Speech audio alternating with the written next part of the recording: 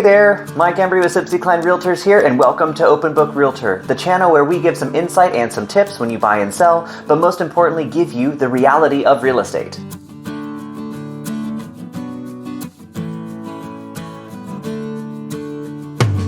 Today is all about picking a realtor when you're purchasing a home. We're going to go over some questions you need to be asking them and some insights to how realtors operate so you know what to keep an eye out for to find the right realtor for you to get everything accomplished when you're purchasing a home. But before we get into all of that, please remember that I am a licensed realtor in the state of Ohio, so none of this should be taken as explicit instruction, but more for some fun and general education and insight. Consult your attorney or your local real estate professional for contract questions or process questions. If you're looking to buy or sell real estate in the greater Dayton, Ohio areas, I would love to work with you. If not, don't worry though, I am actually a relocation specialist with the leading real estate companies of the world, specializing in the best connections for buyers and sellers in the entire world. I'm local and global, so make sure to leave me a like and then also leave me that comment of where you are with some information about the inquiry you have on real estate, and I'd be happy to make the top-notch connection to the best agent in your area. All my contact information and some links are going to be in the description, so with all that out of the way, let's get into it. When you're picking an agent or a realtor to help you purchase a home, you need to be paying attention to these three main things. 1, their experience level. 2, their public image. And 3, the services that they're providing you. When it comes to their experience level, it's just really all about making sure your wants and needs are being met. They could either be a brand new agent or have been in real estate for the last 50 years. So they need to be able to coach you on that contract to purchase for your area, the process in general, and make sure that all of your needs are being met and answer any questions you have as well. Just keep in mind there's a difference between quality and quantity of the transactions that a realtor is demonstrating. So if they're giving quality information, if they're giving quality time with you as a buyer representing you well, that's one thing. But then there's also some agents who are very transactional and do a lot of buying and selling of real estate. But that doesn't necessarily mean that all their clients and customers were happy with that experience. But also keep in mind that just because they don't have any active clients at the moment or any listings that are active at the moment, that doesn't mean they're a bad choice for you. That actually means they have more time at your disposal to be dedicated to you. This can actually apply to either what we refer to as a part-time or a full-time agent. Is somebody actively in real estate all the time? Or is this something that they kind of do as like a little bit of a side hustle? Those are two different type of agents with different availabilities that you need to be paying attention to find the right one for you. So that's on the agent or realtor's availability that you need to be aware of and how they're going to be available for you. But then you also need to make sure that they really kind of know what they're talking about. You know, just because someone's new doesn't mean that they can't be freshly educated on everything. Or just because someone's done this for a very long time doesn't mean they really know what they're talking about. For example, loan types. You need to have someone who's going to coach you on the different loan types that are out there, or has the ability to know the difference in how those loan types operate with lenders to make sure you're set up for the most success and you're not wasting money on anything halfway through a process just to get denied because we weren't paying attention to some things that are specific to the loan type you're utilizing. So make sure you ask them questions like, hey, what is the difference in appraisal or purchase process or anything like that that differentiates a conventional loan from an FHA loan?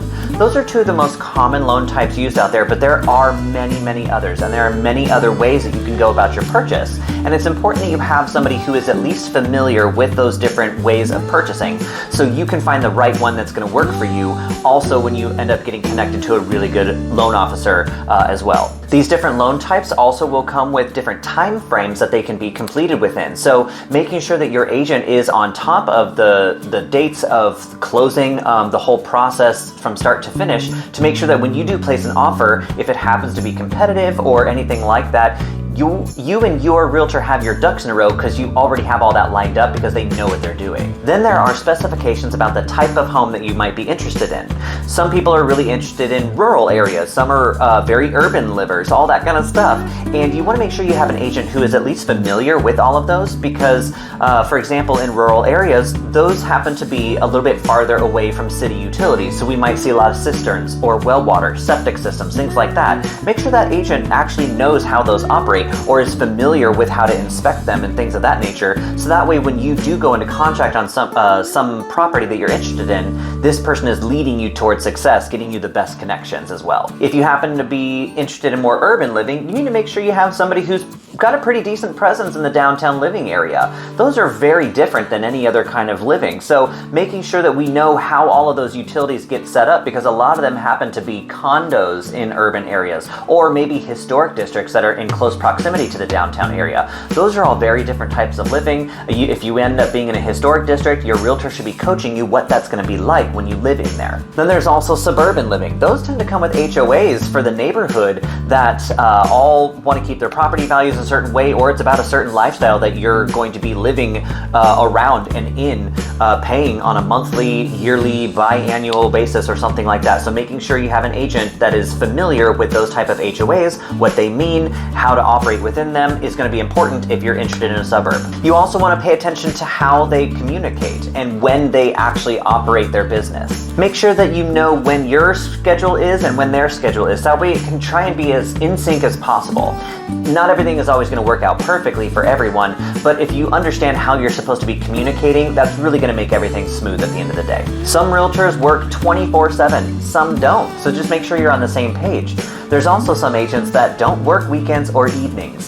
So that's a pretty key piece to you being a buyer out there, because most buyers are looking at homes in the weekends and evenings. So I'm not sure that would be the best choice for you, but it's all up to you. Not just our schedules of communication that are important, but also pay attention to how they communicate. Do they text message? Do they email? Do they actually make phone calls? Things like that, making sure it lines up with how you like to communicate. If you only want a text message and you just hate talking on the phone, it might be important to have a realtor who's capable of communicating well via text message. Then we talk about their public image. This really comes down to who are they? Who is this person that you're about to be working with? Ask yourself, what is their background? What are they involved in? What is it that you might have in common with that and that could help build some initial trust? Trust is really important when you're working with a realtor. So having some common ground on some things that you're both interested in, or maybe they're involved in similar things that matter to you, that really is important to establish that layer of trust so you can work together successfully and it's not, butting heads or anything like that. You also want to pay attention to their attire. Now, this doesn't mean they always have to be in suits or anything like that. No, not every agent wears suits or dress clothes. But it's important to make sure that their attire is demonstrating their confidence in what they're doing. If they have a particular image that they do their business and that's their clientele, that's perfectly fine. But they also need to make sure that they are representing you in a professional manner as well. This also kind of goes with if you have some things in common. If you're not somebody who dresses in a suit and a tie all the time and it makes you uncomfortable to be around someone like that, you might not want the agent who is always in a suit and a tie. However, if you're somebody who does respond well to that and that makes you feel like they're confident in what they do, that would be something you want to pay attention to as well. Part of a realtor's public image is actually their reputation with both other realtors and their clients. We don't think about it all the time, but realtors actually work with each other. We're what's called a co-op agent in a transaction where a different agent is representing a buyer and a seller. An agent's reputation with other agents can actually be very crucial in your favor, especially if you find yourself in a multiple offer scenario where there are other people competing for the same home that you are interested in. If there are many other offers on the table and that seller asks that other agent, do you happen to know any of these other agents and how they operate or anything like that? They shouldn't be telling them and swaying their opinion based on their personal opinion of that agent or anything, but they could possibly give a subconscious inflection about how it is like to work with some of these agents or anything like that. Or maybe they just slip and say, you know what, I've actually worked with them. They happen to be pretty good people and they represent their people well and they usually get to the closing table. That could be really helpful to you if you have an agent who has a good reputation with other agents of being someone they like to work with. And because your realtor is acting on your best interest, or at least they're supposed to be, at all times, their reputation is actually your reputation in the actual marketplace of homes that are for sale. So keep that in mind. Their reputation is your reputation. There's also the reputation they have with their own clients. So a lot of agents, we have lots of testimonials from clients and whatnot. I highly advise that you go look up some of their testimonials from clients who have said what it's like to actually work with them, but also check with the state.